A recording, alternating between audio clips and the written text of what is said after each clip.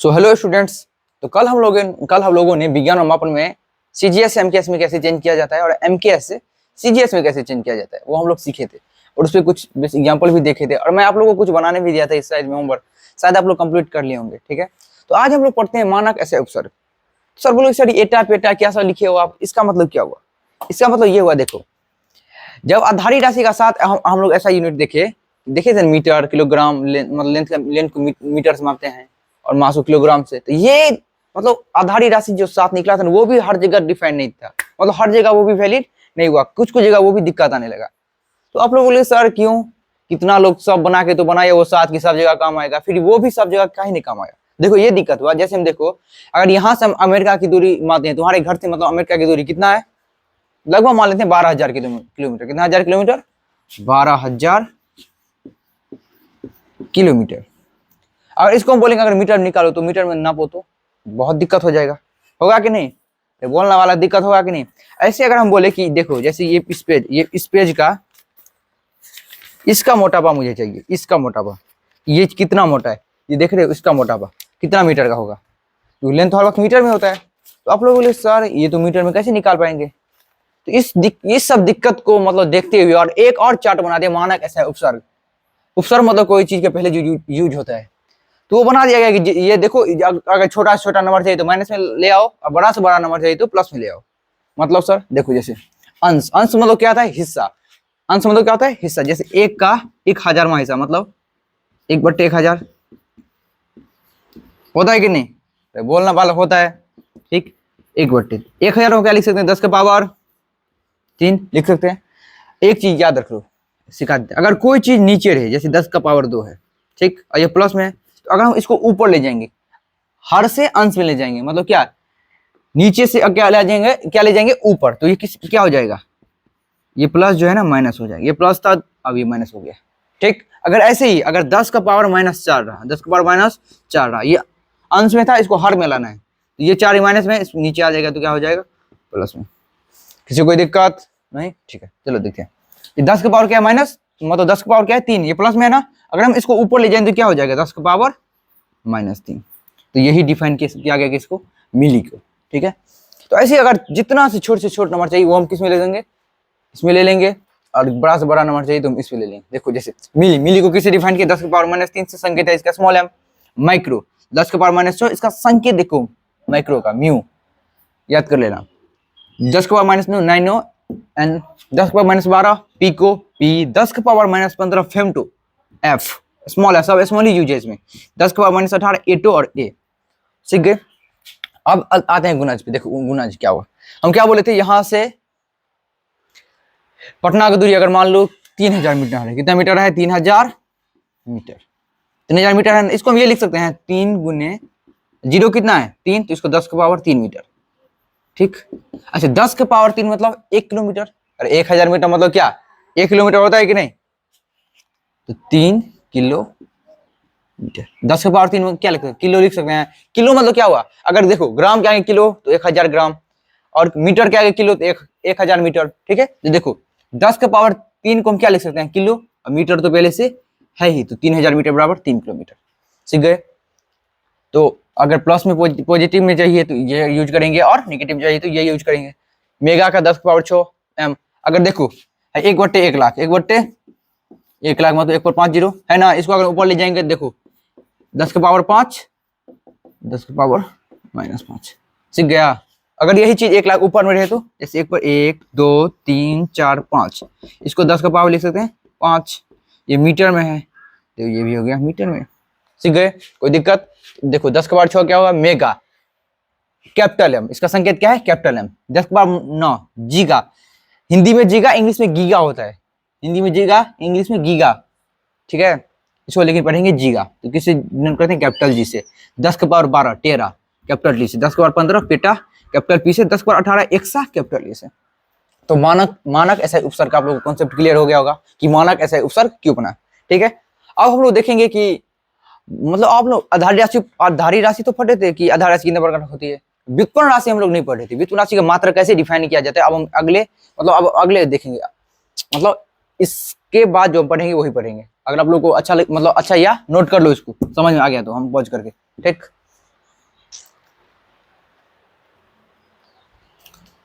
तो आप लोगों ने नोट कर लिया होगा, जो हम पीछे, जो आप लोग पॉज करके नोट कर लिया होगा, नहीं कि 10 सेकंड पीछे जाके फिर से नोट कर लीजिएगा उसे पॉज करके, ठीक है। तो अब हम लोग पढ़ेंगे ऐसा यूनिट, किसी भी नंबर का ऐसा यूनिट हम कैसे निकालेंगे, अगर कोई दिया हो, कुछ दिया हुआ हो तो उसका हम ऐसा यूनिट कैसे निकालेंगे। तो ऐसा यूनिट निकालने के लिए दो चीज अवश्य याद रहना चाहिए। पहला क्या, सूत्र मतलब फॉर्मूला, ठीक। और दूसरा संकेत, जो आधारित व्युत्पन्न राशि के लिए क्या होता है, जो आधारित राशि पे निर्भर किया जाता है। और आधारित राशि कितना प्रकार का था, 7 प्रकार के, सबका संकेत याद रहना चाहिए। याद है आप लोगों को, ठीक है। जैसे लेंथ का मीटर, मास किलोग्राम, विद्युत धारा का एम्पियर, ठीक है। तो ऐसा यूनिट में दो काम चाहिए, पहला फॉर्मूला चाहिए और दूसरा संकेत आधारित राशि के साथ, तब हम मात्रा किसी भी नंबर का ऐसा यूनिट निकाल सकते हैं। तो चलिए पहला निकालते हैं, क्षेत्रफल का। किसका निकालें, क्षेत्रफल का। तो क्षेत्रफल बराबर क्या होता है, लंबाई गुने चौड़ाई। अरे यही ना होता है, क्षेत्रफल बराबर क्या होता है, लंबाई गुने चौड़ाई। लंबाई को किससे मापते हैं, लंबाई को, लंबाई मतलब लेंथ, लेंथ को किससे मापते हैं, मीटर से, स्मॉल एम। अरे यही ना होता है, लेंथ को किससे मापते हैं, मीटर से ना। चौड़ाई, चौड़ाई भी तो एक प्रकार का लंबाई है ना। देखो अगर हम इसको, अगर कोई ये चौड़ाई इतना है तो ये भी एक तरह का तो लंबाई ही है। कोई अगर चौड़ाई देखेंगे तो चौड़ाई भी एक तरह क्या है, लंबाई। और लंबाई को किससे, लंबाई का लेंथ का संकेत क्या है, मीटर। तो चौड़ाई भी क्या, चौड़ाई का भी क्या हो गया, मीटर। और दोनों को गुना कर देंगे तो क्या हो जाएगा, मीटर स्क्वायर। तो याद कर लेना, क्षेत्रफल का क्या होगा ऐसा यूनिट, मीटर स्क्वायर। यहाँ तो दिक्कत, क्षेत्रफल का स्क्वायर क्या, क्षेत्रफल का ऐसा यूनिट क्या होगा, मीटर स्क्वायर। पहला निकल गया। अब हम निकालेंगे आयतन का।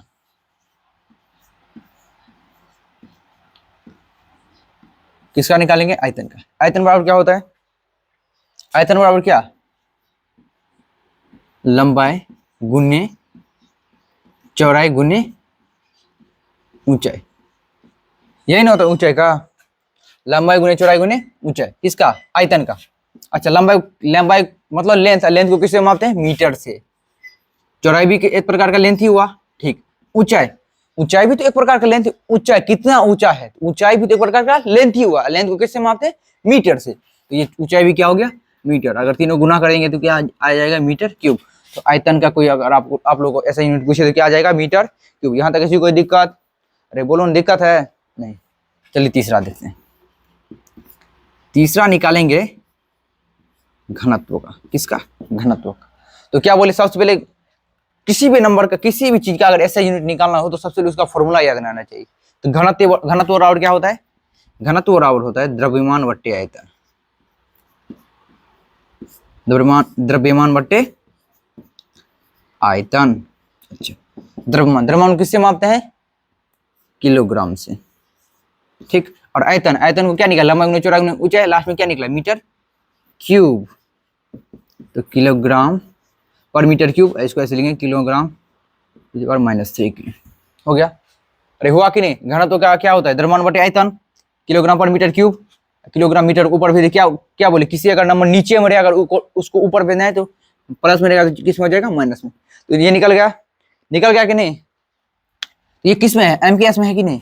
अगर कोई बोले हमें इसे सीजीएस में चेंज करना है, किस में चेंज करना है, सीजीएस में, आप लोग कर लोगे इसको सीजीएस में चेंज। सीजीएस में चेंज करने क्या, क्या मतलब करने के लिए क्या करना पड़ता है, सबसे पहले लेंथ, लेंथ किस में होना चाहिए, सेंटीमीटर में। किसमें, सेंटीमीटर में। मास किस में रहना चाहिए, द्रव्यमान किस में रहना चाहिए, यहाँ किलोग्राम है तो सेंटीमीटर ग्राम, सीजीएस में तो सेंटीमीटर ग्राम सेकंड, तो किलोग्राम ग्राम में रहना चाहिए, मीटर सेंटीमीटर में रहना चाहिए।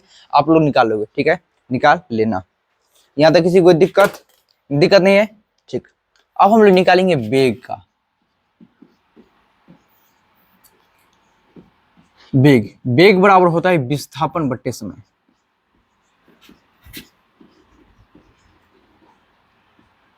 वेग बराबर क्या होता है, विस्थापन बट्टे समय। विस्थापन क्या होता है, वेग क्या है, ये हम पढ़ेंगे अगले चैप्टर, जो दूसरा चैप्टर हम लोग इसके बाद पढ़ेंगे, वो है गति। गति में ही हम लोग पढ़ेंगे वेग क्या है, विस्थापन क्या है, ठीक है। अभी बस समझने के लिए समझ लो, ठीक है। विस्थापन, विस्थापन भी एक प्रकार का लेंथ ही हुआ, क्या हुआ, लेंथ। अच्छा, लेंथ को किससे मापते हैं, मीटर से, ठीक। समय, समय को किससे मापते हैं, सेकंड से। तो वेग का ऐसा यूनिट क्या होगा, मीटर पर सेकंड। बोलने वाला हुआ कि नहीं, वेग का ऐसा यूनिट क्या होगा, मीटर पर सेकंड। आगे देखो, वेग, वेग के बाद हम देखेंगे त्वरण। क्या देखेंगे, त्वरण। त्वरण बराबर होता है वेग बट्टे समय, वेग बट्टे समय।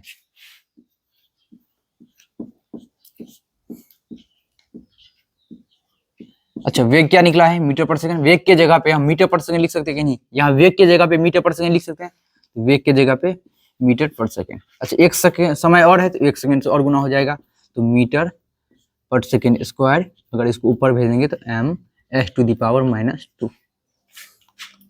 वेग का क्या निकला? विस्थापन बटे समय। विस्थापन भी एक प्रकार का लेंथ ही है, तो लेंथ का क्या होता है? मीटर, और नीचे में समय का सेकंड, तो मीटर पर सेकंड। तो वेग का कोई ऐसा यूनिट पूछे तो क्या होगा? Metre per second. त्वरण, त्वरण बराबर क्या होता है? वेग बटे समय। वेग को किससे डिफाइन करते हैं? मतलब वेग, वेग को हम लोग क्या निकाले? वेग का हम लोग निकाले ना मीटर पर सेकंड, तो वेग की जगह पे मीटर पर सेकंड लिख सकते हैं, ठीक है। और एक और समय, तो एक और समय से मल्टीप्लाई करके इसका निकल जाएगा metre per second square. S को अगर ऊपर भेज देंगे तो ms⁻²। यहाँ देखो इसी की दिक्कत। अब निकालते हैं बल का। किसका? बल का। अगर आप लोग को बनाना हो तो मैं फॉर्मूला लिखता हूँ, वीडियो पॉज करके आप लोग बना सकते हो, ठीक। बल बराबर क्या होता है?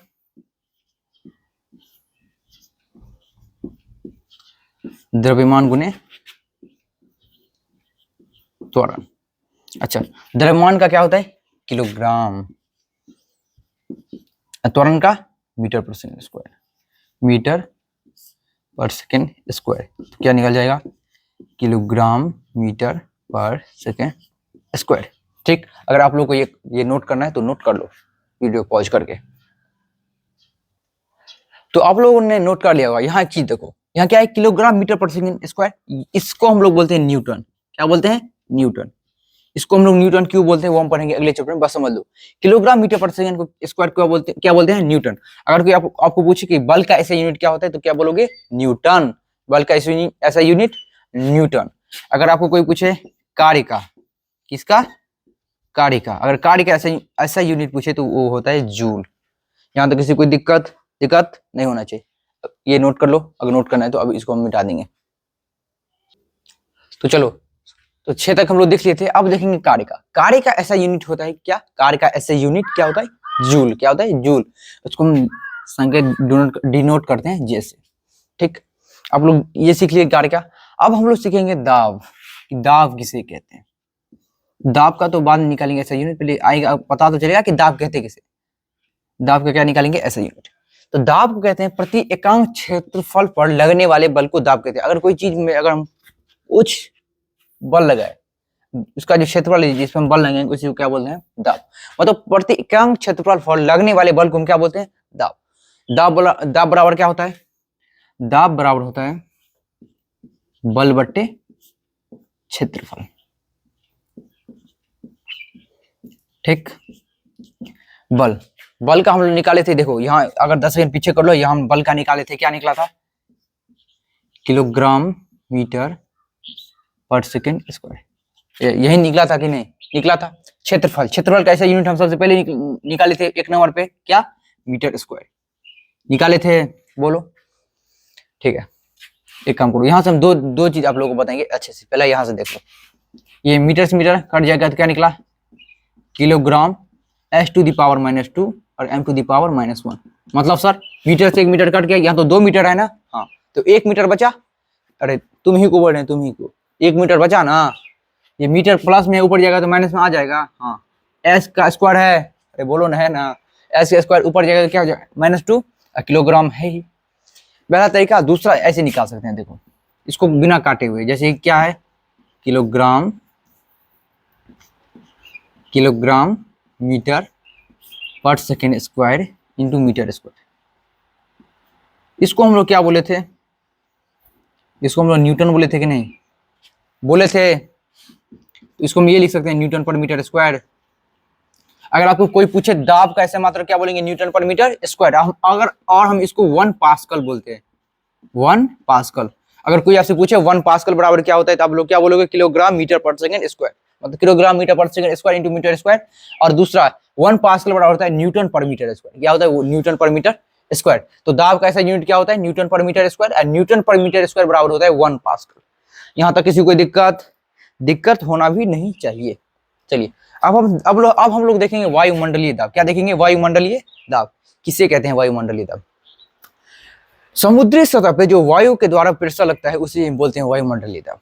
ये कुछ खास ज्यादा नहीं है, बस हम समझने के लिए आपको हम समझा देते हैं। वायुमंडल का बहुत 5 लेयर होता है। तो वायुमंडल के सतह पे, मतलब समुद्र के सतह पे जो एक दाब लगता है वायु के द्वारा, उसे हम क्या बोलते हैं? वायुमंडलीय दाब, वायुमंडलीय दाब, इसे हम लोग बोलते हैं एटमॉस्फेयर। क्या बोलते हैं? एटमॉस्फेयर, एटमॉस्फेयर ही बोलते हैं। एटमॉस्फेयर को डिनोट करते हैं एटीएम से। कितना से? एटीएम से। अब 1 एटीएम बराबर होता है 1.013 into 10 to the power 5 pascal. ठीक, 1.013 को 1.01 into 10 to the power 5 pascal लिख सकते हैं। अरे बोलो ना, लिख सकते हैं कि नहीं? ये आप लोग याद कर लेना। यहाँ एटीएम क्यों लिखे? क्योंकि 1 एटमॉस्फेयर, एटमॉस्फेयर को डिनोट करते हैं एटीएम से। 1 एटीएम बराबर 1.013 into 10 to the power 5 pascal. देखो डेसिमल के बाद 2 नंबर ही तक रहना चाहिए, अच्छा लगता है देखने में भी। डेसिमल के बाद 2 नंबर तक रख लिए, into 10 to the power 5 pascal ऐसे लिख दिए। नोट कर लीजिए, बहुत काम का चीज है। ठीक, नोट कर लीजिए, ले ली। तो आप लोग ने नोट कर लिया होगा। यहाँ 1 एटीएम इसलिए लिखे थे क्योंकि वायुमंडल का इंग्लिश होता है एटमॉस्फेयर। ठीक, और एटमॉस्फेयर को अपन लोग डिनोट करते हैं एटीएम से। ठीक, तो 1 एटीएम बराबर क्या? तो 1.013 into 10 to the power 5 pascal. आप लोग याद कर लीजिएगा। अब हमारा विज्ञान में अपन का लास्ट कॉन्सेप्ट क्या है? ताप और उष्मा की मात्रा। ठीक, अच्छा ये बताइए अपन लोग ताप किस में मापते थे? ताप या तापमान किस में? केल्विन में। ठीक, अगर कोई आपसे पूछे कि जल को बर्फ बनाना हो तो कितना डिग्री सेल्सियस का ताप चाहिए, तो आप लोग याद रखिए 0 डिग्री सेल्सियस का। कितना डिग्री सेल्सियस का? 0 डिग्री सेल्सियस। अगर कोई पूछे कि 0 डिग्री सेल्सियस बराबर कितना केल्विन, तो 0 डिग्री सेल्सियस बराबर होता है 273.15 केल्विन। ठीक, अगर बोले वही बर्फ है, वही जल को अगर मुझे खोलना है, गर्म पानी करना है, कितना डिग्री सेल्सियस पे जल खोलने लगता है? तो 100 डिग्री सेल्सियस पे। कितने डिग्री सेल्सियस पे? 100 डिग्री सेल्सियस पे जल क्या होता है? खोलने लगता है। तो 100 डिग्री सेल्सियस बराबर कितना केल्विन? 373.15 केल्विन। यही था ताप और यही था ताप। अब हम लोग देखेंगे उष्मा। क्या देखेंगे? उष्मा। ठीक, अच्छा ऊर्जा का ऐसा मात्रा क्या था? जूल। तो उष्मा भी तो एक प्रकार का ऊर्जा ही है ना। तो उष्मा का भी ऐसा मात्रा क्या हो गया? जूल है। याद कर लीजिए। देखिए ऊर्जा का ऐसा मात्रा क्या हुआ? जूल।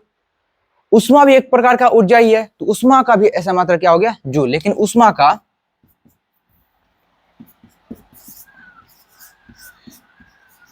का सीजीएस पद्धति में उसका ऐसा यूनिट होता है कैलोरी। क्या होता है?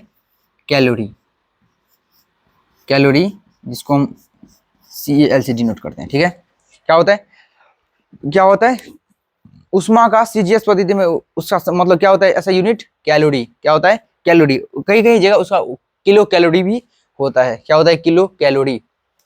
तो 1 कैलोरी बराबर होता है 1 कैलोरी बराबर 4.186 जूल। ठीक है, 4.186 जूल। इसको अगर इतना बड़ा अगर छोटा लिखना हो तो क्या करेंगे? यहाँ देखेंगे 1 के बाद दशमलव क्या है? 1 के बाद क्या है? 8 है ना। अच्छा 8, ये नंबर एक क्या होगा? ये इसके पीछे वाले नंबर डिसाइड करेगा कि ये 5 से बड़ा, ये 5 से छोटा है। देखो जैसे 5.9 रहता है, इसको हम 6 लिखते हैं। इसको 6 कैसे लिखते हैं? क्योंकि 5 डिसाइड नहीं करेगा कि ये क्या होगा, मतलब ये नंबर डिसाइड नहीं करेगा कि ये क्या होगा, ये नंबर डिसाइड करेगा कि ये क्या होगा। ठीक, तो ये 9 है, 9 तो 5 से बड़ा है, इसलिए इसमें एक ऐड कर देते हैं। ठीक, तो यहाँ देखिए ये 8 जो है 5 से बड़ा है ना, इसलिए 1 में एक क्या हो जाएगा? ऐड। तो 4.86 जूल बराबर होता है, मतलब 4.186 जूल को हम 4.2 जूल लिख सकते हैं। तो ये हुआ 1 कैलोरी बराबर। अगर आपसे कोई पूछे कि 1 किलो कैलोरी, जहां भी किलो आ जाए, हम लिखाए थे जहां भी किलो आ जाए मतलब 1000, तो इसको हम 1000 से क्या करेंगे? मल्टीप्लाई कर देंगे। 4.2 इंटू 1000 क्या निकल जाएगा? 4200 जूल।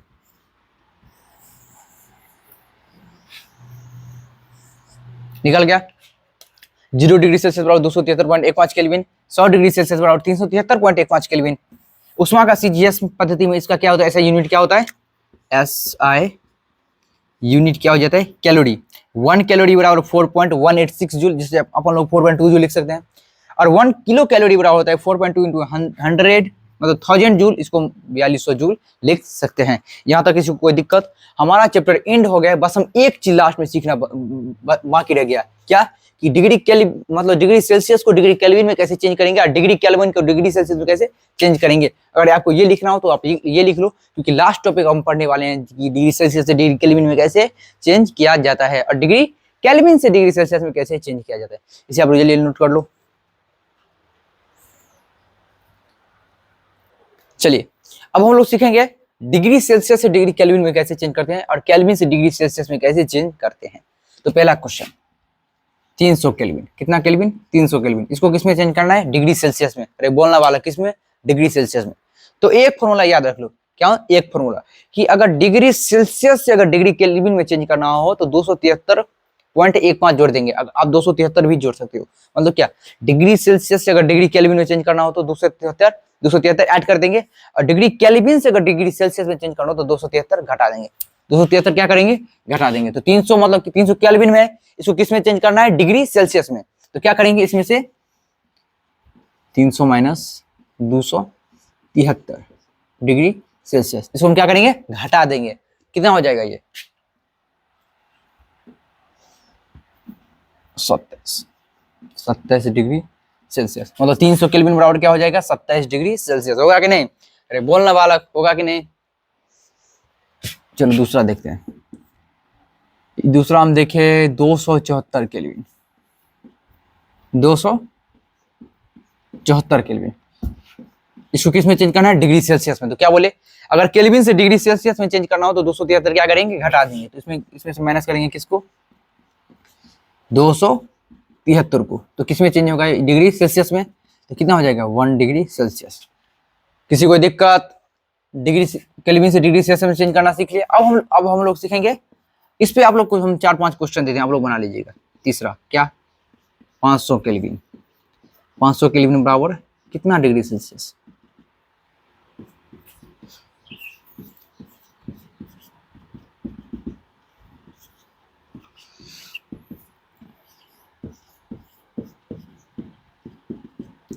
ये तीनों क्वेश्चन को आप लोग बना के कमेंट कीजिएगा। अगर आप लोग वीडियो को वॉच कर रहे हैं तो ये तीनों वीडियो देख के मतलब तीनों ये क्वेश्चन कंप्लीट करके इसका जो आंसर निकले आप लोग कमेंट में कमेंट कर दीजिएगा। ठीक है, तो सीख गए यहाँ पे क्या कि डिग्री सेल्सियस या डिग्री केल्विन में कैसे चेंज करना है। अब हम लोग यहाँ सीखेंगे कि डिग्री केल्विन से डिग्री सेल्सियस में कैसे चेंज किया जाए। देखो जैसे पहला क्वेश्चन हम ले ले 373 डिग्री सेल्सियस, 373 डिग्री सेल्सियस नहीं लेते हम, 100 डिग्री सेल्सियस ले लेते हैं। 100 डिग्री सेल्सियस किसमें चेंज करना है केल्विन में। किसमें केल्विन में। तो क्या बोले अगर डिग्री सेल्सियस से डिग्री केल्विन में चेंज करना हो तो 273 क्या करेंगे ऐड कर देंगे। तो 100 प्लस 273 क्या केल्विन 373 केल्विन। तो याद है हम लोग क्या लिखे थे 100 डिग्री सेल्सियस बराबर क्या 373 केल्विन। यहाँ बना के भी दिखा दिए। दूसरा 160 डिग्री सेल्सियस बराबर कितना केल्विन। तो क्या बोले डिग्री सेल्सियस से अगर डिग्री केल्विन में चेंज करना हो तो 273 क्या करेंगे ऐड कर देंगे। तो यहाँ भी 273 ऐड कर देते हैं। कितना डिग्री है 160 प्लस 273 केल्विन। देखो 100 200 300 70 30 80, तो मतलब 380 केल्विन हो जाएगा। इस पे भी आप लोगों को शायद ये बहुत आसान है, आप लोग अच्छे से समझ भी गए होंगे। तीसरा क्वेश्चन आप लोग बना लीजिएगा 108 नहीं 125 केल्विन, मतलब 125 डिग्री बराबर कितना केल्विन। चौथा 200 डिग्री सेल्सियस बराबर कितना केल्विन। पांचवा 600 डिग्री सेल्सियस बराबर कितना केल्विन। ठीक, ये आप लोग बना लोगे, ये भी आप लोग बना लोगे। तो हम लोग क्या सीखे डिग्री सेल्सियस से डिग्री केल्विन में कैसे चेंज किया जाता है और केल्विन से डिग्री सेल्सियस में कैसे चेंज किया जाता है। तो मुझे आशा है कि आप लोगों को ये वीडियो पसंद आया होगा। ठीक, और विज्ञान और मापन अच्छी तरह से समझ भी गए होंगे। और कोई कॉन्सेप्ट अच्छे से समझ में नहीं आया तो आप लोग कमेंट करें, हम उस कॉन्सेप्ट को एक बार और अच्छी तरह से समझा देंगे। ठीक, तो ये हमारा क्वेश्चन मतलब क्या पूरा थ्योरी पार्ट यहाँ हो गया समाप्त। तो किसी कोई दिक्कत कोई समस्या नहीं ना, उतार लो। तुम ही लोग तो कर रहे हैं, उतार लो। अच्छा लगे तो लाइक करना, सब्सक्राइब करना और कमेंट करना ना भूलना। Bye bye, thank you.